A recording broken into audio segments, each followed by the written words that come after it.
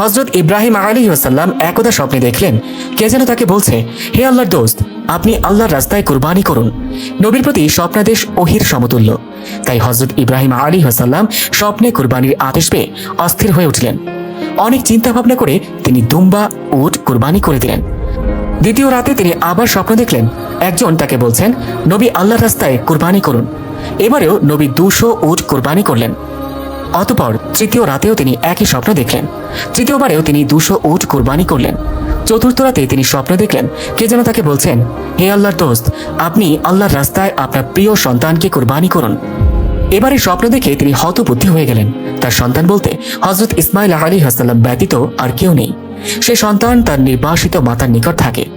নবী তাদের সাথে তেমন সম্পর্ক পর্যন্ত রাখেন না। এমত অবস্থায় এহেন এক চরম প্রত্যাদেশ কিভাবে তিনি কার্যকরী করবেন এই ভেবে অস্থির হলেন। ভোরবেলা নবী সায়রা বিবির নিকট তার স্বপ্নের কথা আলোচনা করলেন। সায়রা নবীকে অতি সত্বর এই প্রত্যাদেশ কার্যকরী করার জন্য বিশেষভাবে অনুরোধ করলেন। হযরত ইব্রাহিম আলাইহিস সালাম অত্যন্ত ভারাক্রান্ত মন নিয়ে মক্কার পথে রওনা করলেন। সঙ্গে তিনি একখানা ছুরি ও কিছু রশি নিলেন। মক্কা পৌঁছে তিনি হাজেরার আস্তানায় গিয়ে বসলেন। সেখানে কিছু সময় বিশ্রাম নিয়ে হাজেরাকে বললেন, তুমি ইসমাইল আলাইহিস সালামকে ভালো পোশাক পরিয়ে আতর গোলাপ লাগিয়ে উত্তম রূপে সাজিয়ে দাও। ইসমাইল আলাইহিস সালামকে নিয়ে আমি এক দাওয়াতে যাব। সম্পর্কবিহীন পিতা পুত্রের মাঝে নতুন করে গভীর সম্পর্ক হতে যাচ্ছে দেখে হাজেরা খুব খুশি হলেন এবং ইসমাইল আলাইহিস সালামকে উত্তম রূপে সাজিয়ে দিলেন। হযরত ইসমাইল আলাইহিস সালামের বয়স ছিল তখন 9 বছর। দেখতে ফুটফুটে সুন্দর। হযরত ইব্রাহিম আলাইহিস সালাম পুত্রকে নিয়ে রওনা করলেন। ইতোমধ্যে শয়তান এসে বিবি হাজেরাকে বলল, তোমার পুত্র ইসমাইল কোথায় গিয়েছে? হাজেরা বললেন, তার পিতার সঙ্গে দাওয়াতে গিয়েছে। শয়তান বলল, সমস্ত কথা মিথ্যা। তোমার স্বামী পুত্রকে কুরবানি করার জন্য আল্লাহ তাআলার আদেশ পেয়েছেন। সেই মর্মে ইসমাইলকে কুরবানি করার জন্য এক নিভৃত স্থানে নিয়ে যাচ্ছে। বিবি হাজেরা মানুষের সুরতধারী শয়তানকে বললেন, যদি আল্লাহ তাআলা কুরবানির মাধ্যমে ইসমাইলকে কবুল করেন তবে আলহামদুলিল্লাহ, এতে আমার উদ্বিগ্ন হবার কোনো কারণ নেই।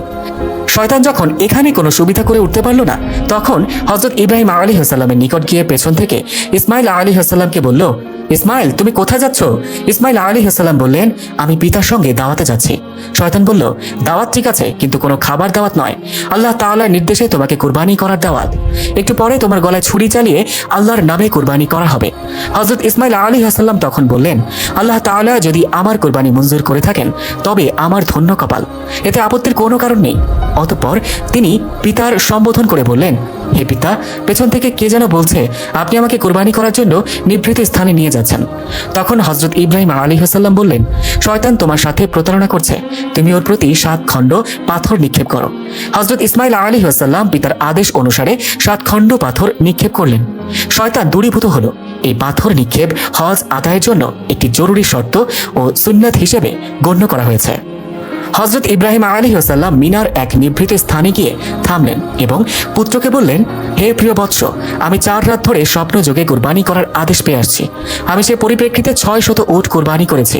শেষবারে আমার প্রিয় সন্তানকে কুরবানি করার আদেশ পেয়ে তোমাকে আল্লাহর নামে কুরবানি করার উদ্দেশ্যে এখানে নিয়ে এসেছি।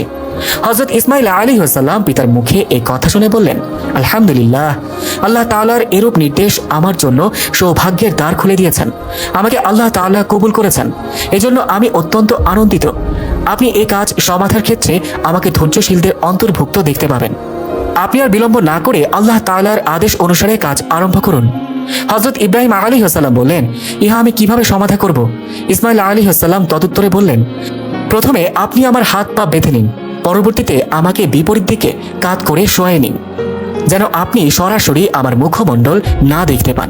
তারপর আমার গলদেশে ছুরি চালান করুন, এতে আপনি অবশ্যই কৃতকার্য হবেন। তৃতীয়ত আমার রক্তে ভেজা কাপড়গুলো আমার আম্মার কাছে পৌঁছে দিবেন। তিনি এগুলো দেখে আল্লাহর রেজামন্দির ওপর খুশি থাকবেন এবং আমার কথা স্মরণ করে কিছুটা স্বস্তি লাভ করবেন, কারণ তার আর কোনো সন্তান নেই যার দিকে তাকিয়ে তিনি স্বস্তি লাভ করতে পারেন। হযরত ইব্রাহিম আলাইহিস সালাম পুত্রের কথা অনুসারে আস্তানের মধ্যে রক্ষিত রশিগুলো বের করে তার দ্বারা ইসমাইলের হাত পা বেঁধে নিলেন। তারপর তাকে কাত করে শুইয়ে দিলেন।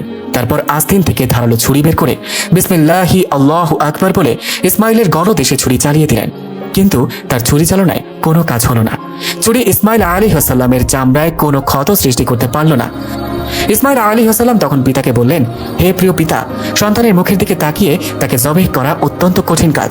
এই কাজ হয়তো আল্লাহ তাআলা পছন্দ করছেন না। অতএব আপনি কাপড় দিয়ে আপনার চোখ দুটি বেঁধে নিন, যাতে আমার চেহারা আপনি দেখতে না পান। তখন আপনার চেষ্টা অবশ্যই কাজে আসবে। হযরত ইব্রাহিম আলাইহিসসালাম ইসমাইল আলাইহিসসালামের পরামর্শ অনুসারে নিজ চক্ষু দুটি বেঁধে নিলেন এবং পূর্ববত ইসমাইলকে কাত করে শোয়াই দিলেন।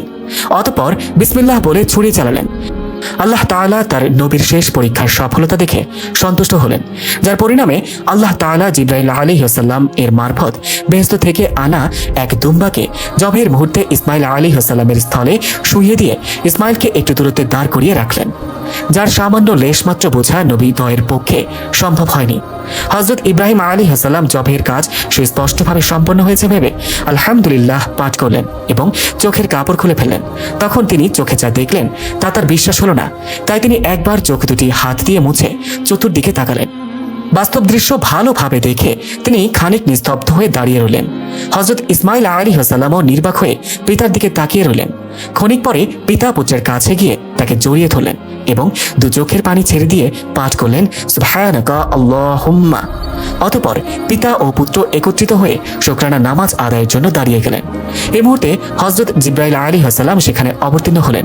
তিনি সজোরে উচ্চারণ করছিলেন, আল্লাহু আকবার, আল্লাহু আকবার, লা ইলাহা ইল্লাল্লাহ। অতঃপর তিনি হযরত ইব্রাহিম আলাইহিসসালামের নিকট এসে বললেন, হে আল্লাহর দোস্ত, আল্লাহ আপনাকে সালাম প্রেরণ করেছেন। আল্লাহ তাআলা নবীকে লক্ষ্য করে আরো বলেছেন, হে ইব্রাহিম, তুমি আল্লাহ তাআলার উদ্দেশ্যে তোমার স্বপ্নকে বাস্তবায়িত করেছ। নিঃসন্দেহে এটা ছিল একটা মহাপরীক্ষা। আমি এভাবে আমার সৎ ও উদার বান্দাদের পুরস্কৃত করে থাকি। আমি সন্তান কুরবানির ক্ষেত্রে বদল করে পশু কুরবানি দ্বারা পুরস্কৃত করেছে। এক্ষেত্রে আরও যা দিবার তা পরকালের জন্য রইল। আমি আমার সৎ নিষ্ঠাবান বান্দাদের পুরস্কার দিয়ে থাকি। ইব্রাহিম আলাইহিসসালাম আমার ঈমানদার কৃতজাত বান্দাদের অন্যতম। তাকে ইসহাক নামক আর এক পুত্রের সংবাদ দিচ্ছে, যিনি নবী হিসেবে আমার সৎ বান্দাদের অন্তর্ভুক্ত থাকবেন। হযরত ইব্রাহিম আলাইহিসসালাম আল্লাহ তাআলার প্রেরিত সুসংবাদ শুনে অত্যন্ত খুশি হলেন এবং তার দরবারে শুকরিয়া আদায় করলেন। অতঃপর তিনি ইসমাইল আলাইহিসসালামকে নিয়ে বিবি হাজেরার নিকট চলে গেলেন। সেখানে গিয়ে হাজেরাকে সমস্ত ঘটনা বললেন। হাজেরা তখন আল্লাহ তাআলার শুকর আদায় করলেন।